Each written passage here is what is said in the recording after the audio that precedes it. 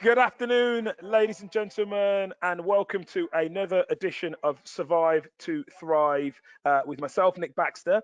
We've got two fantastic guests today in Sarah Hanson from Danton HR and Paul Hi. Valentine from Spire Tech. How are you guys? You well? All good, Nick. Yeah, very Excellent. well, thank you. Excellent, excellent. So, for those that haven't watched Survive and Thrive before, it's an extension of the IsoNation series, which we started last year to provide a fantastic platform for business leaders across the UK to share best practice in with the aim of navigating the changing landscape on the back of the pandemic. So, really pleased to have today's show, and today's show's all around the new way of working in terms of hybrid working practices. The pandemic's taught us, if the pandemic's taught us one thing, it's taught us that our workforce can be incredibly creative, reactive, and flexible given the constraints of the pandemic.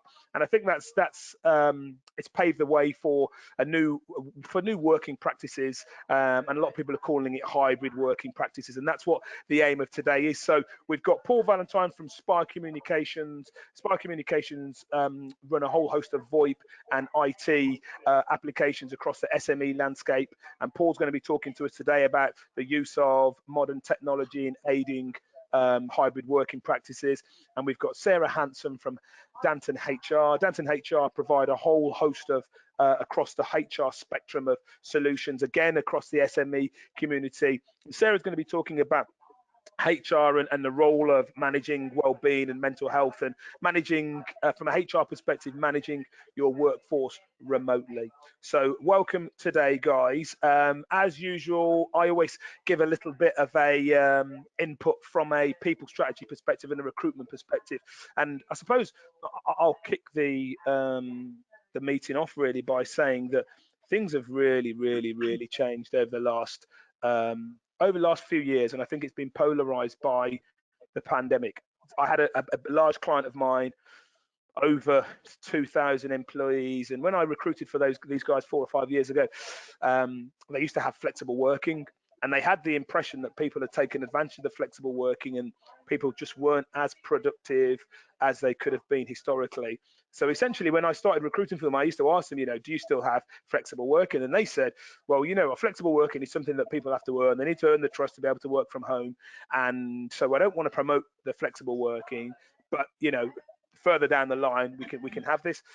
And I think that whole mentality is just so archaic now, because you can't have that mindset anymore. One, you can't have that mindset because you shouldn't be entering into a new relationship with an employee hoping them to earn that trust. You should pre-screen the fact that that person is a right culture fit, and as such should be trusted from day dot. And secondly, things have changed incredibly in terms of what's acceptable and what's not acceptable in terms of what employees want. Now they no longer want just it's money. They're no longer motivated by just money. They're motivated by package. They're motivated by flexibility. They're motivated by other add-ons. Cycle to work, nursery vouchers, gym memberships, people being able to promote them, doing some kind of CPD beyond their normal career. The whole landscape has changed, and I think one thing the pandemic has done is changing the psychology and changing the narrative about what you'd like to give to your employees. And I'm hoping now that organisations have seen this forced situation where people have had to be productive and efficient and work from home because there's no other way around it. And actually now we can take that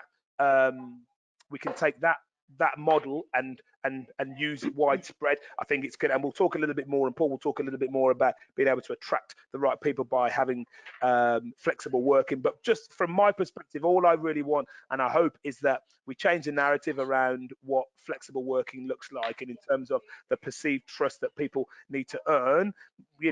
Everyone's adults. We all know exactly what we need to do, and we all know exactly how we need to do it.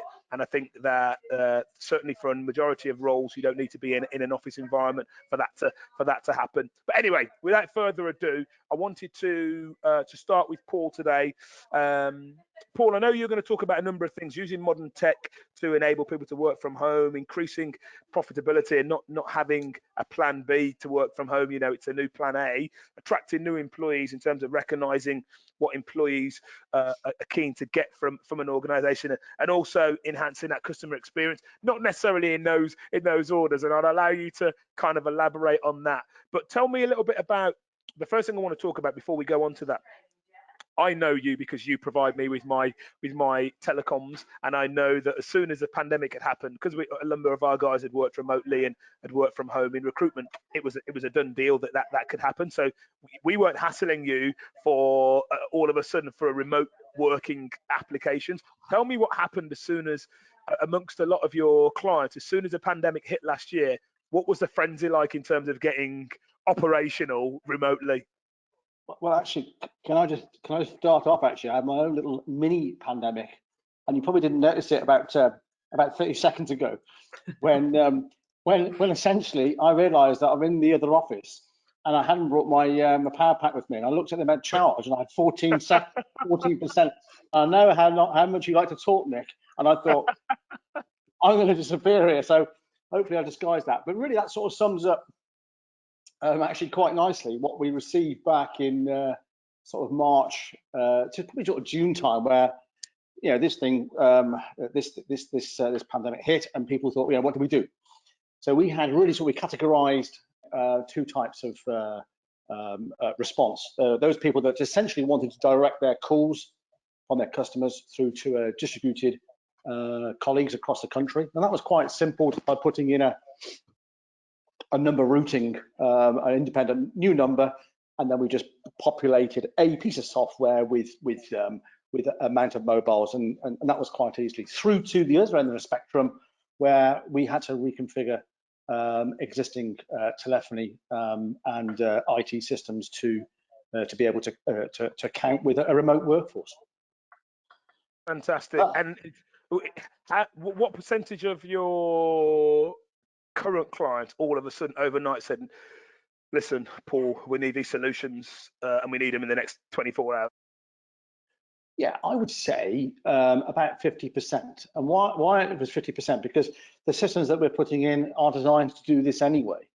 At least a lot of the modern systems are, such as yours. And yours was an example where you just lifted up the handsets and went home. Through to some sort of legacy systems where predominantly they're, let's say, in manufacturing, where you can't lift those handsets up, and we had to come up with a different solution. So to answer your question, about 50% of our clients, we had to do something a little bit more regimented. I love it. And it's I think how many of those guys, out of interest, how many of those guys now do you feel will be working in a more remote, more hybrid setting moving forward, percentage-wise again? That's a really great question, because when you think about remote working, it's yada yada yada. It's all been it's been around for a long time. It's going to be the new normal and the rest of it. But what we're finding is that it's just that. It's really opened up businesses' ideas and thought processes to previously, can we trust our workforce to work remotely? Will they be doing emptying the dishwasher, the usual stories, through to, do you know what, actually productivity hasn't either changed, or in many situations it's increased and it's been enhanced. So we're finding now that those systems that were on the legacy type of systems, how can we adapt those without taking them completely out? How can we adapt them quite cost efficiently to be able to provide more of a flexible type of working scenario? But communication is still key with video conferencing and so forth. I love it. I love it. All right. So listen, and I wanted to, as an aside, I wanted to get a bit of an intro and set the context. So tell us a little bit about how tech has enabled and will help move into that hybrid model now. Yeah. So I suppose prior to, let's say, IP-based systems, typically you had a computer on a desk, maybe a mobile handset, and a telephone key set. Now, all three devices were working typically independently. And what used to happen, and still happens to a certain degree, is your client would call or a supplier would call, you'd miss that call on one, you'd follow up on the other, And all that downtime and that chasing around is not great for the business, it's not great for productivity. So what's happening now is that new technology that's available is the call will come through or the email will come through, and it will know where you are if you're in a meeting, and it will put you through to a voicemail. It will put you through to colleagues to answer that call that's more proficient to answer that call, like skills-based routing. So essentially, you're using the technology to give the optimum chance of that call or that email hitting that person, using all those three same devices still. What we're finding now is people are perhaps using just giving out one number, and that one number is finding them, whether they're on their mobile or whether they're on their laptop around or at their office. Doesn't really matter. Doesn't really matter now. And so I know exactly how that. We've got a very similar system, and sometimes we can actually physically take our phones, but where it wasn't feasible, we were able to actually put the software onto our mobiles, and that was so good because we could call from the mobile. It looked like we were calling from the office, and when people were calling in, they didn't have to. They could call the same number, and it went directly straight to them to the mobile of that individual. And I think that's amazing, and I think it'd be really nice to kind of touch upon it a little bit more, because the historic mindset around not wanting to work from home or remotely was that were we giving the customer the same experience remotely? Were they getting a lesser version of the business? And we know the last 5-10 years, customer service is king for every organization, for every piece of delivery, whether or not you work in a commodities market, the services market, or products or services. Customer experience is king. And so tell me how you've been able to maintain that customer experience utilizing the tech remotely. So yeah, a couple of examples. So you're absolutely right. The competition is even more so now, and customers are ever increasingly impatient. So it's really key for when a client calls that you're able to answer that call and satisfy their requirements wherever you're located. Now, an example of that could be if the client is if your colleague is at home, then they're able to pick up that call whether they're on their mobile or whether they're on a client. Now, where a lot of perhaps companies think is that, well, if they're ringing on a mobile, what if they're engaged? What happens to that call when it comes through and they're engaged? They're gonna hit the voicemail, the same old problem. And those days have gone now. So you essentially drop a little piece of software on a mobile called a mobile client, which is essentially your dial pad. It comes through to your mobile wherever they're located in the world, and it's picking up that routing pattern of the company. So if, let's say, for example, Nick's not available, it knows on your mobile to go through to Sarah or to Janet. So it doesn't really matter. And conversely, when you're ringing out, some businesses think, no, I don't want to present the individual's mobile number because, again, it hits a problem. It's not professional. When you're dialing out on the mobile client, it's presenting your 0800 number, whatever number you choose it to. So it's giving that corporate professional image, no matter what device that you're on. I love that, and that's perfect. Again, a perfect example of how to make sure that even though you're remote and even though you're operating remotely, the customer is still getting 100% customer service. In terms of profitability and efficiency, where have you seen the biggest gains with the tech that you guys are using? I think what will be changed is when people do come back to the office, whereas predominantly they've had big what we call sort of lease line or big connectivity bandwidth in offices. That may change slightly, and they'll be thinking more about now what's happening is that people are using their domestic bandwidth at home that they're using, and the children for the education and gaming. So that sometimes works, but certainly when it's certain types of connections at certain times of the day, the business critical applications won't work. So what we're finding now is that businesses are identifying those colleagues that will be working from home on a periodic basis and then enhancing that connectivity at home specifically for this type of work. Additionally, the security element is also key. So for example, if you are dialing into a system your works or storing information. Historically, you were doing that in an office where it was secure with a firewall. Now, if you've been working at home, you're essentially stuck on a Sky connection where anyone really can access on Wi-Fi or through a simple router. So businesses are thinking more about, right, how do we work that strategy where we want a distributed workforce still, however, we have to be mindful of data protection and cyber security. So that's a busy time for us at the moment.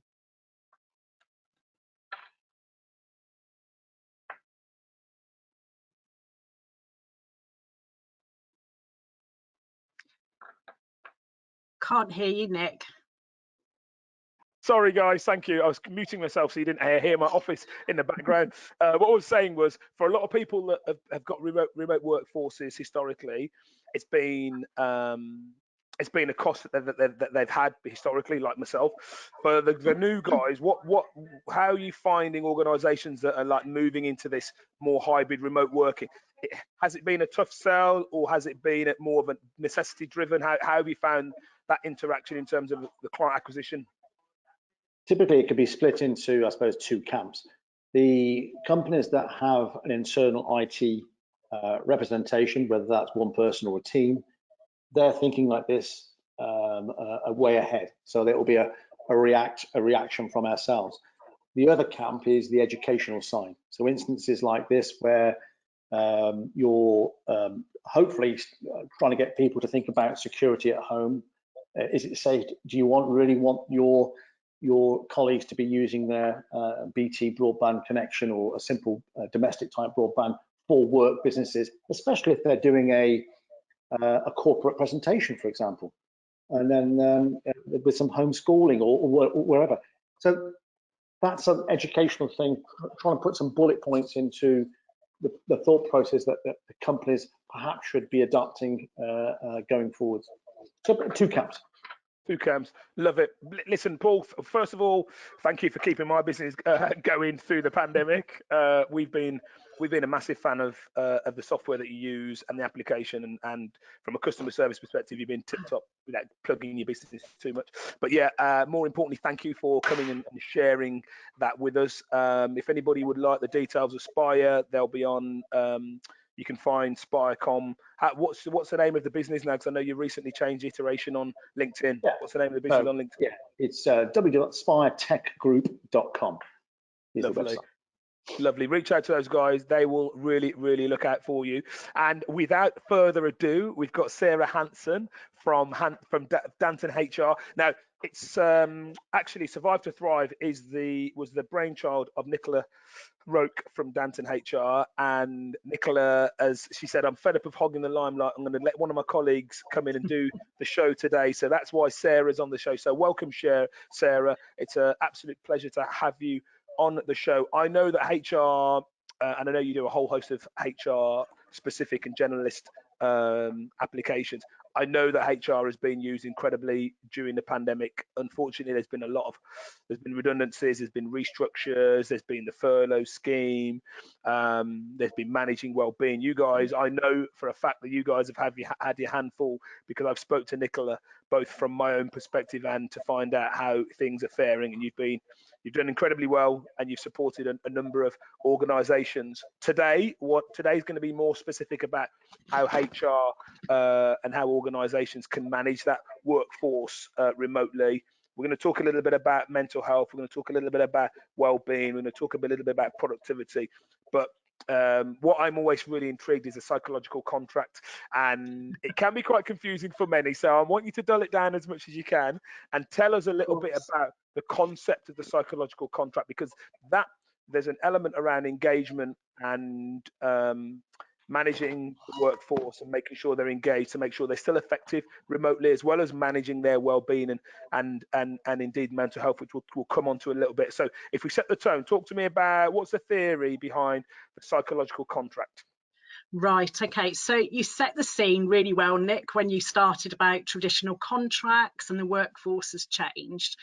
And basically, we always think of contracts as something in writing, don't we, that talks about terms and conditions and things that are quite hard in black and white. But actually, the psychological contract is the unwritten contract that employees have with their employers.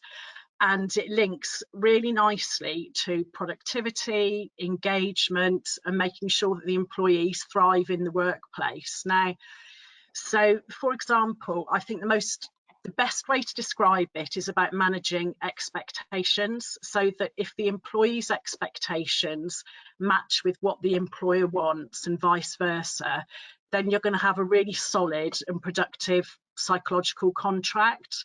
Where that contract is broken, so for example, the employees might not feel valued, they're not sure of their worth within the organisation, that's when you start getting issues regarding performance potentially, but also the impact on well-being and mental health as well. So although we talk about the subjects separately, they are all interlinked with one another as well. So that's sort of it in a very minor nutshell, but it's a massive subject that we could talk about for hours. And you know what, it really interests me. Obviously, I've got another business called Connect Engagement, which revolves around employee engagement, and it's just key to everything. It's just key to comms. It's key to efficiency, productivity, innovation. You know, if you've not got an engaged workforce, you don't have the right culture. You can't deliver your products and services as efficiently. You're not the best version of yourself as a business. But it's really interesting actually, because the psychological contract will be tested in during times of duress or stress, and that's exactly what we're in right now in the pandemic. Yeah. So tell me a little bit about how organizations can and it's a subject we can talk about now. One of the great things, and I'm always a half glass full, as Paul and anyone that knows me will tell you. So I think it's good to come out of everything, and I think the one good thing that comes out of the pandemic is two things: the whole be kind mentality, which has transcended beyond social media just into business. Be human and be kind. We've been through a crazy shared experience, which means that this shared experience, we'll never know the likes of it. I'm hoping we'll never know the likes of it again. And it means we've got some commonality. And as a result of that, we should be more empathetic about each other's requirements, needs, wants, and challenges. And the second thing I think that's good to come out of the pandemic is the fact that mental health, which has been a taboo subject for a very long time, affects 1 in 3 people. This level of stress and pressure and duress has brought this to the fray, and everyone's able to talk about it, which is great, because the more you can talk about it, and from my perspective, mental health in rugby is something no one ever talked about. You know, professional rugby players, which we were, you were big burly rugby lads, and we never talk about issues. If you've got a problem, you laugh and joke about it. We've got to lift the weight initiative within rugby, which is all around men being able to open up and talk about their feelings, which is great. So moving it back into the context of employees, a lot of people in the first lockdown particularly couldn't see their parents.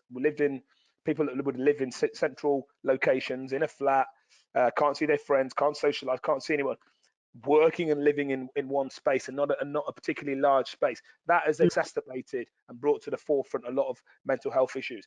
How prevalent has that been for some of the situations that you've been looking after, and how can organizations manage the mental health of their guys when they're working remotely? Well, I think the first thing to say is we all have mental health, and sometimes mental health's good, especially in the work. When you're working, you can have really good mental health, so all your energy is very positive and it's contributing to the work that you're doing. We can all relate to this. We have hard days as well, where you can't necessarily think through the wood through the trees, if you like, because you've got so much to do, you're not quite sure what to do first, and you've got those external pressures which you were talking about. And then you've got people that just don't cope at all, and then they can't come into the workplace or work from home. And that is where we've been doing a lot of work actually to prevent that from happening. So regarding looking after people with their mental health, it is about communication, and we've really encouraged workplaces to have a wellbeing plan, and not just have a wellbeing policy that's locked away in a filing cabinet or on a computer system somewhere. It's actually communicating that plan to the whole workforce. And everybody is different in how they want to address any issues that they may have. So equally, it's been as important to be able to signpost people. So there could be a mental health ambassador within the workplace, or they might not want to talk to somebody in the workplace. They want to keep it completely separate. And that's just as important that we signpost people externally as well. But the key message is to make sure that you communicate that through various means, that there is the support in place for people. But also the way we've been supporting is encouraging informal catch-ups at work.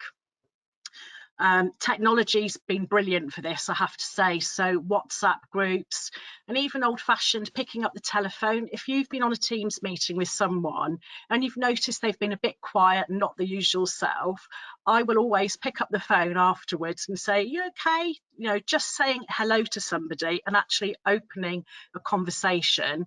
And as simple as it sounds, it is all about talking.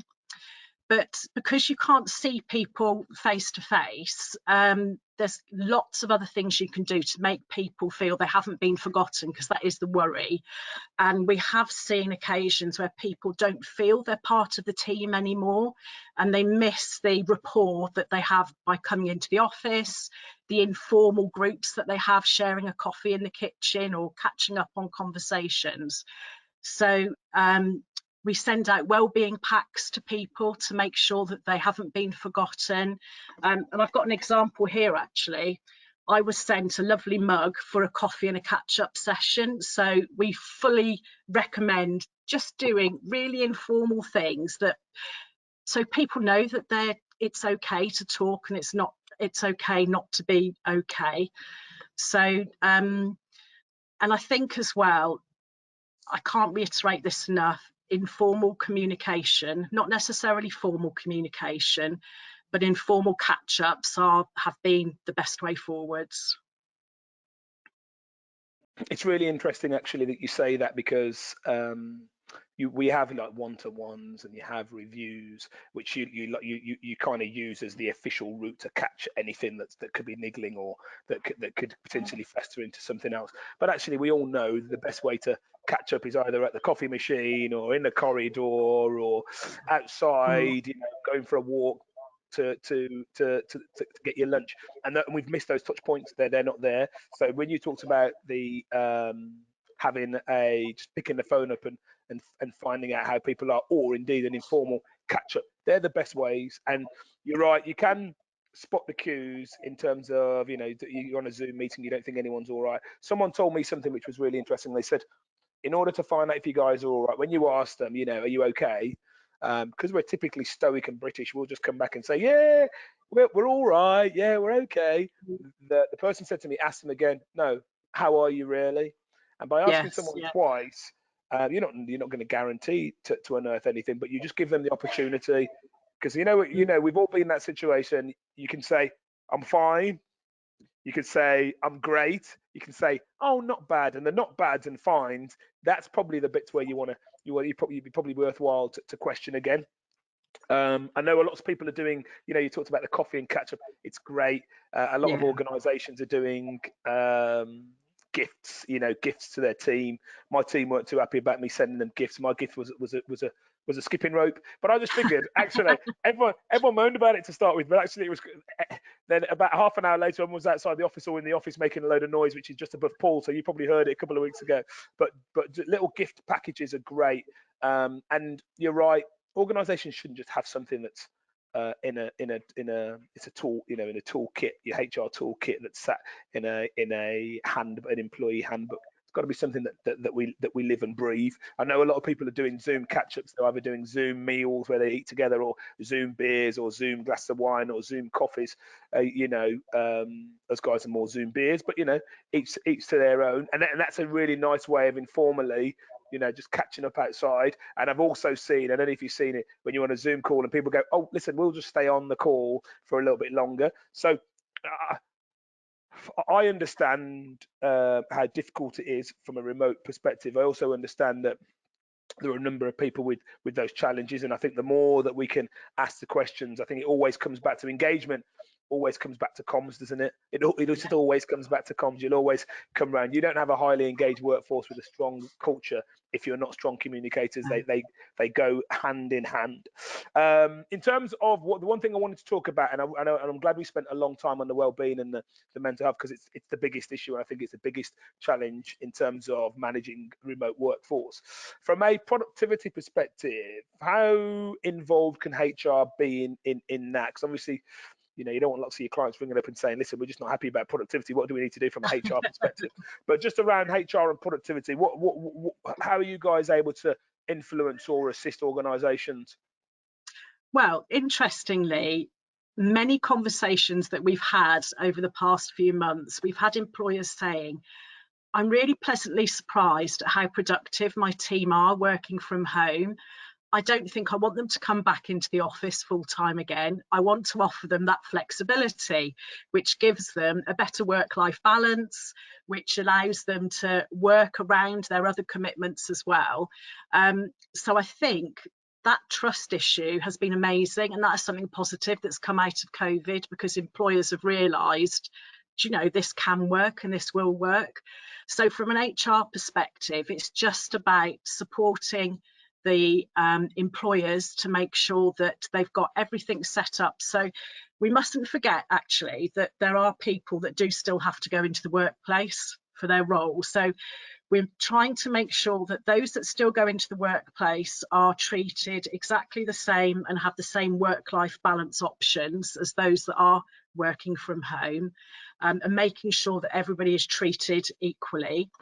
On the other end of the scale, we're also looking at making sure that those that work remotely aren't missing out on learning and development opportunities, so they can still develop their skills. So it's a sort of two-way process, really. Making sure contracts are up to date, making sure there's risk assessments in place for people that are working at home. Although it sounds really simple, but if you haven't got the right equipment to work at home, then you're not going to be as productive. And I think, Paul, you alluded to that, didn't you, with connectivity and efficiency with comms as well. So it's a whole host of things, really. So from the softer skills, which you've talked about mental health and engagement, the fact that people realise that you are productive, or perhaps more productive, working from home. But those in the workplace that have to work in the office, making sure that there's a fairness there as well as looking at the hard stuff, such as policies and procedures as well. I love it. And you know what? It's really nice to round off the chat today with, and we didn't do this on purpose, actually, it's worked out perfectly from a 360 perspective. I talked around the old narrative, the historic narrative, which is quite archaic, and it's really nice, with people saying, oh, you need to earn flexible working and a trust issue. It's really nice, Sarah, for you to say that you're having a resounding level of response from your clients that say we're pleasantly surprised, because it would have been those guys with a mindset of people just don't work as efficiently and effectively and productive working from home. And it's also really nice that they're now saying, what do we need to do to offer this to other people? Because I can tell you from a recruitment perspective, any individual that is looking to embark on a relationship with a business really wants to understand about what makes that business tick. And it's not just financially, it's around what their behaviors, what are the accepted behaviors, what's the culture like. And if there is a culture of trust, and there is a culture of, we trust you to work effectively from home, we don't mind if you do the school run in the morning. We don't mind even actually if you take an hour and a half off in the day, because we know that once the kids to bed, or whatever your other commitments are, you'll do that. And actually, people are more willing to do that. And I found that, particularly with a number of the guys that work quite far from the office, they don't have a commute anymore. And so some people have got an hour and a half to themselves where they'd normally be in the car or spending petrol. So they don't have that. So they're much more willing in that psychological contract to give something that wasn't expected before. And we all know what happens when people give stuff, people want to reciprocate it. And it's just how relationships are formed and developed. So I'm really pleased that has been, that's the new narrative. I'm really pleased that across the UK we've been able to where we've been able to keep that level of productivity, keep businesses propped up, whether they're treading water or they've found an opportunity to thrive and succeed through the pandemic. And that's what the whole of the essence of this program was about surviving to thrive. And on that note, I want to thank Paul Valentine from Spire. I really thank you for your time and for your input. Sarah, I want to thank you too. Sarah Hanson from HR, from Danton HR, for your time today. I'm hoping that the guys that have tuned into the webinar or watched this webinar, once we've put it out into the ether, will enjoy it. We gave the website for Paul Valentine. Sarah, how do people get hold of Danton HR? Through the website, so dantonhr.com. Lovely, lovely. Guys, I urge you to reach out to these guys. I know these guys professionally and I can vouch for them. And once again, thank you for your time, Paul and Sarah, and have a fantastic rest of the week to everyone out there. Cheers, guys. Thanks, Nick. Thanks. Sarah. Bye. Bye-bye. Bye-bye.